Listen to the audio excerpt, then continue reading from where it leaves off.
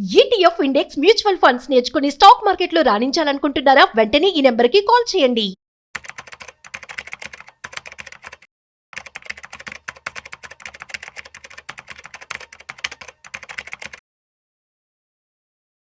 Suman TV ప్రేక్షకులకు స్వాగతం. నేను doctor Anil Kumar Bachchu, certified financial planner. అందరూ కూడా మనం చూస్తూ ఉంటే stocks or equity wealth creation కోసం కొనండి కొనండి కొనండి అని చెప్తూ ఉంటారు. ఎప్పుడు కొనాలో, ఇవాళ ఈ ప్రైస్ బాగుంది, ఇండస్ట్రీ బాగుంది, ఇది బాగుంది అన్నీ చెప్తానే ఉంటారు. బట్ ఎవరు కూడా చాలా తక్కువగా చెప్పే అంశం ఏంటంటే ఎప్పుడు అమ్మాలి. మన దగ్గర ఉన్నాయి స్టాక్స్, మన దగ్గర ఉన్నాం, పోర్ట్ఫోలియో ఉంది, ఈక్విటీస్ ఉన్నాయి, కొన్నాము, బట్ ఎప్పుడు అమ్మాలి? ఇది చాలా ఇంపార్టెంట్ అంశం. కొనడం ఈజీ, బట్ ఎప్పుడు కరెక్ట్ టైంలో అమ్మడం అనే దాన్ని బట్టే నీకు లాభాలు వస్తున్నాయా, ఎంత లాభాలు వస్తున్నాయి, నష్టాలు వస్తున్నాయి, ఎంత నష్టాలు వస్తున్నాయి అనేది డిటర్మైన్ అయ్యేది ఎప్పుడు అమ్మాలి అని తెలుసుకోవడం వల్ల మాత్రమే జరుగుతుంది. సో అమ్మడం ఎంత ఇంపార్టెంటో, కొనడం ఎంత ఇంపార్టెంటో రైట్ ప్రైస్కి, అమ్మడం అంతకన్నా ఎక్కువ ఇంపార్టెంట్ రైట్ టైంకి. సో అక్కడ ప్రైస్ చూస్తాము, ఇక్కడ టైం చూస్తాము. అందుకోసమే ఈ ప్రయత్నం ఏంటంటే ఒక 10 రీజన్స్ చెప్తాను ఎప్పుడు మనం అమ్మాలి స్టాక్. ఒక ఈక్విటీని కానీ, ఒక షేర్ని కానీ, ఒక స్టాక్ని కానీ ఎప్పుడు అమ్మాలనే విషయం తెలుసుకుందాం.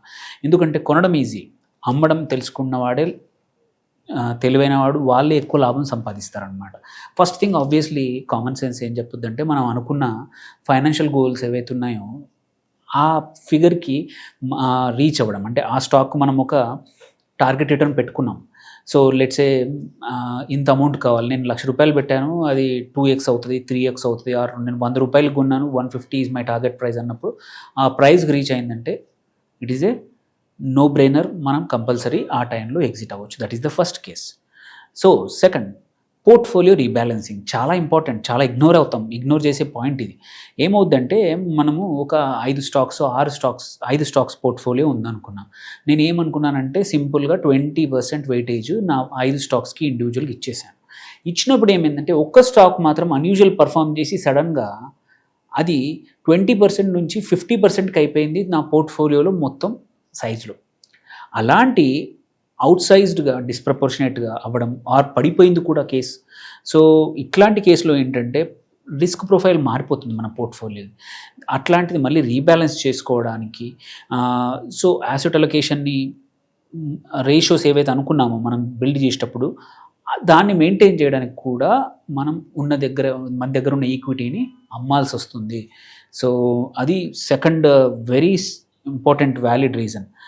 థర్డ్ ఇంపార్టెంట్ థింగ్ ఏంటంటే నేరేటివ్, ఆ స్టాక్స్ యొక్క నేరేటివ్ మారింది.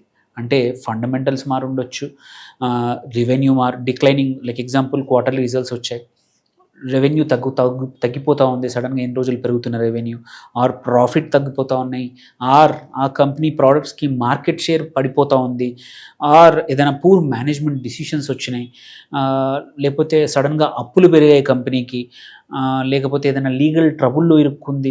ఇలాంటి కేసుల్లో కూడా it's a signal for selling అనమాట. సో డిట్యూరేటింగ్ కంపెనీ యొక్క ఫండమెంటల్స్ తీసుకొని మనం చూసి కొన్నాం అనుకో, అలాంటివి ఏమైనా మార్పులు జరిగితే ఆ ఫండమెంటల్స్లో it is the time to exit. Then ఇంకోసారి ఏమవుద్దంటే ఓవర్ వాల్యుయేషన్ అయిపోతూ ఉంటుంది.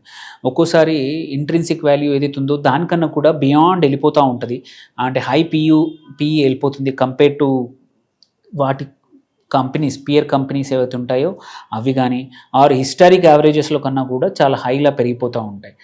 అప్పుడు ఏంటంటే కొంచెం కాన్సన్ట్రేషన్ తగ్గించుకోవడానికి it is good time to sell total or at least part of your uh company stock కానీ. So overvaluation is one reason. So yes, మనకు లాభాలు ఉంటాయి, but at the same time కొంచెం పార్షల్గా బుక్ చేసుకోవడం బెటర్ ఓవర్ వాల్యుయేషన్ ఉన్నప్పుడు. Then ఇంకొకటి, market కానీ ఎకానమిక్ కానీ షిఫ్ట్స్ జరిగినప్పుడు. సో బ్రాడ్ మార్కెట్ ట్రెండ్స్ మారిపోతూ ఉన్నాయి.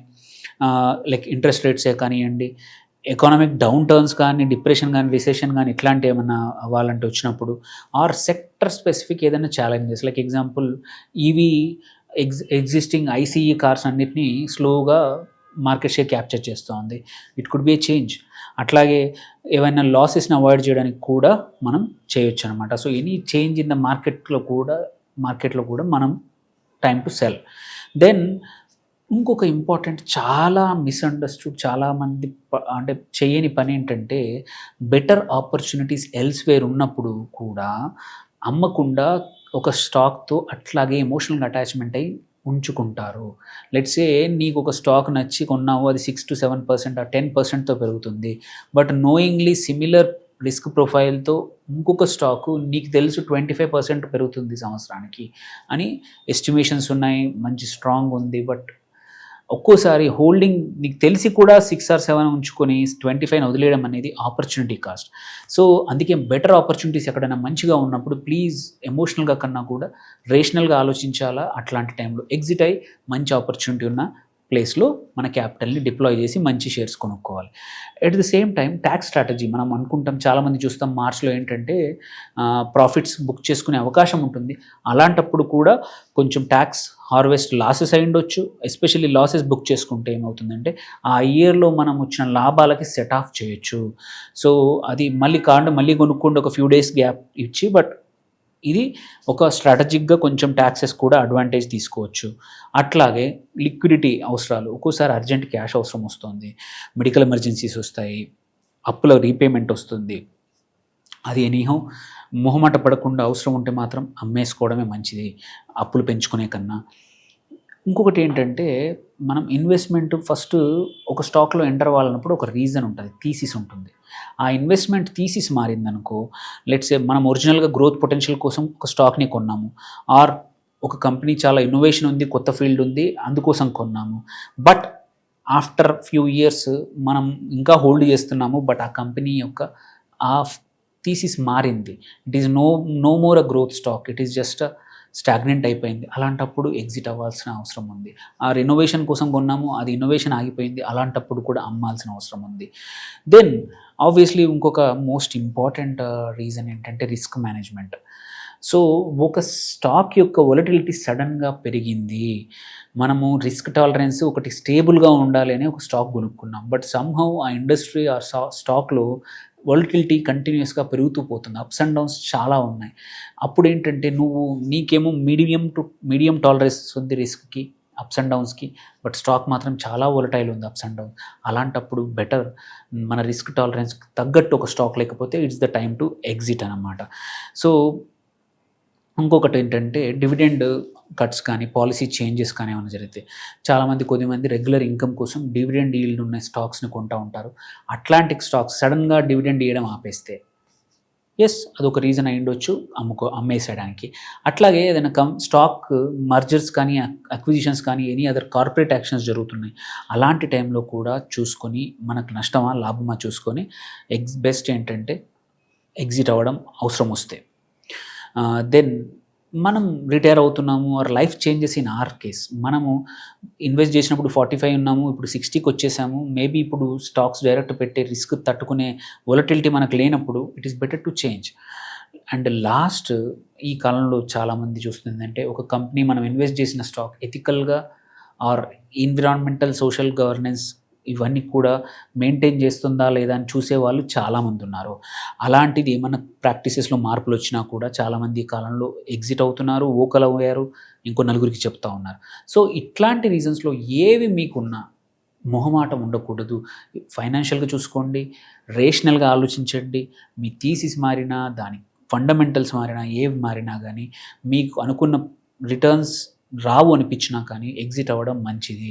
అనవసరంగా ఎమోషనల్‌గా ఒక ఈక్విటీతో అటాచ్ అవ్వడం కన్నా ఏదైనా మంచి ఆపర్చునిటీ ఉన్నప్పుడు జంప్ చేయడం మంచిది.